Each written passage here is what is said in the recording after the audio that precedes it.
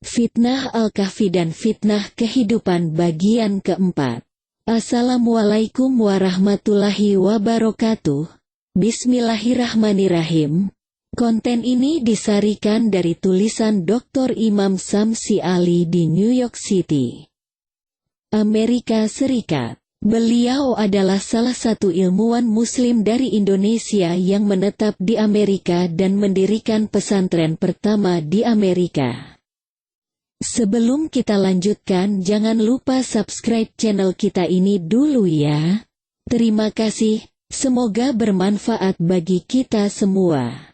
Pada bagian lalu disampaikan bahwa fitnah dunia itu begitu dahsyat. Fitnah atau cobaan dan tantangan dalam menghadapi goncangan dunia sangatlah tidak mudah. Betapa banyak orang bahkan dari kalangan agamawan sekalipun tergelincir akibat dunia. Karena dunia, sebagian agamawan saling sikut, hasad dan iri hati antara satu dan lainnya.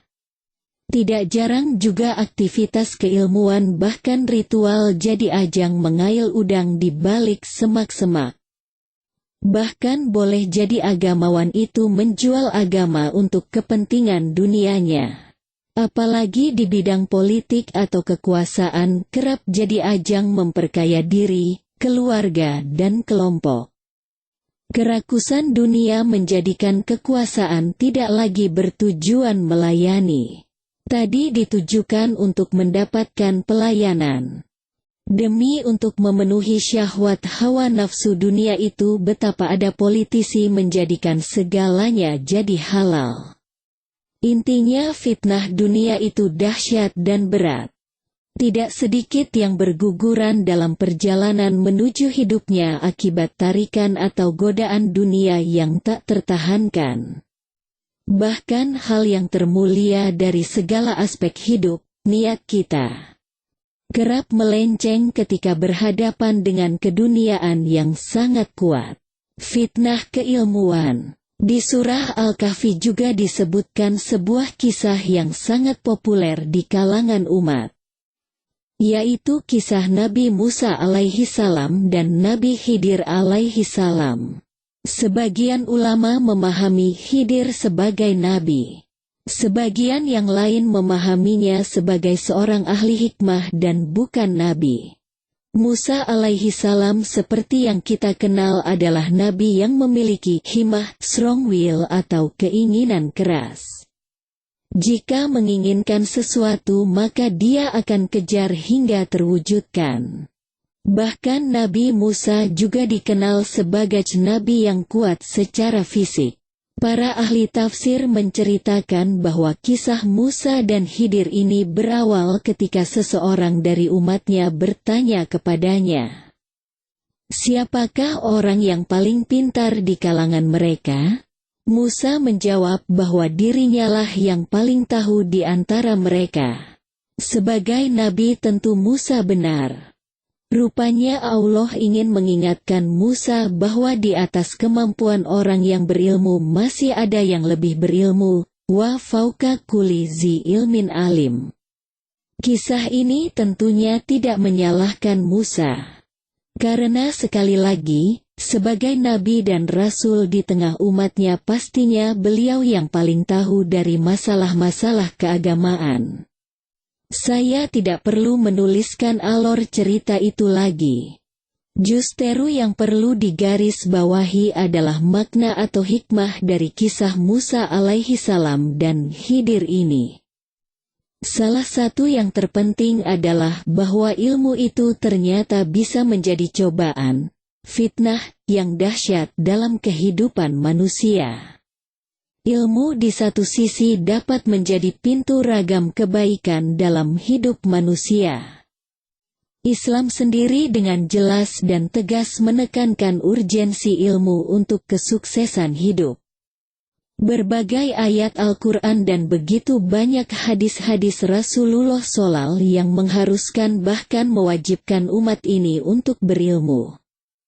Dari ayat-ayat pertama yang turun, Iqra, hingga kepada perintah untuk berilmu, falam, termasuk kenyataan bahwa kata-kata terbanyak kedua dalam Al-Quran terkait dengan keilmuan, ilmu, pikiran, akal, dan yang semakna. Rasulullah pun seolah menyimpulkan dengan mewajibkan umat ini menuntut ilmu. Seperti pada sabdanya, menuntut ilmu wajib atas setiap muslim, hadits. Sejarah menegaskan bahwa hanya dengan ilmu pengetahuan peradaban bangsa-bangsa menjadi maju dan kuat. Wajar saja ketika Rasulullah merintis pembangunan peradaban Madinah, para sahabat diharuskan menuntut ilmu. Bahkan dalam kondisi perang sekalipun proses mencari ilmu harus berlanjut. Dengan semua urgensi ilmu itu pada satu sisi, ternyata pada sisi lain ilmu ternyata bisa menjadi jembatan kehancuran manusia, baik pada tataran individualnya maupun kolektifnya.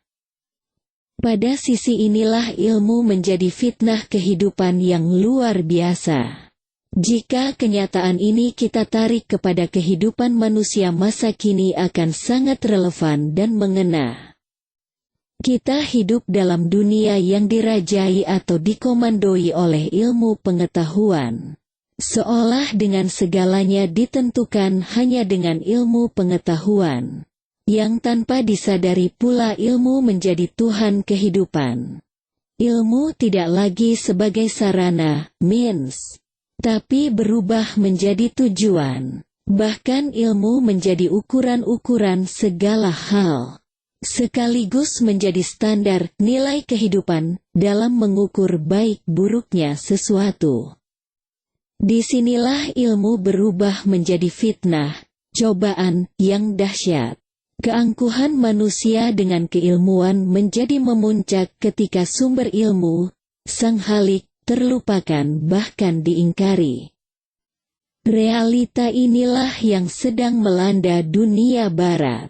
Karena keangkuhan keilmuan itulah yang menjadikan banyak kalangan yang agnostik, tak percaya Tuhan. Islam pun hadir untuk di satu sisi mengkonfirmasi urgensi ilmu. Tapi di sisi lain mengingatkan proporsionalitas ilmu dalam kehidupan manusia. Bahwa ilmu penting. Tapi ilmu adalah jalan untuk menemukan sebuah nilai, makna tertinggi kehidupan. Sampai kepada Sang Khalik. Iqra, Bismi Rabbika Allazi Khalaq. Dan untuk yang demikian terwujud Islam menekankan keseimbangan dan relasi yang tak terpisahkan antara akal, brain, dan hati, heart, manusia. Sesungguhnya ilmu yang sejati dalam pandangan Islam terlahir dari keharmonian hati dan akal. Quran Surah Ali Imran ayat 190 sampai ayat 191. Demikian hikmah Al-Kahfi yang mengingatkan kita akan fitnah keilmuan. Semoga umat ini semakin terdorong untuk menguasai keilmuan sebagai jalan membangun peradaban alternatif. Tapi keilmuan yang terbangun di atas nilai-nilai uluhiyah, samawi. Semoga. JFK New York City, tanggal 11 Juni tahun 2022. Presiden Nusantara Foundation.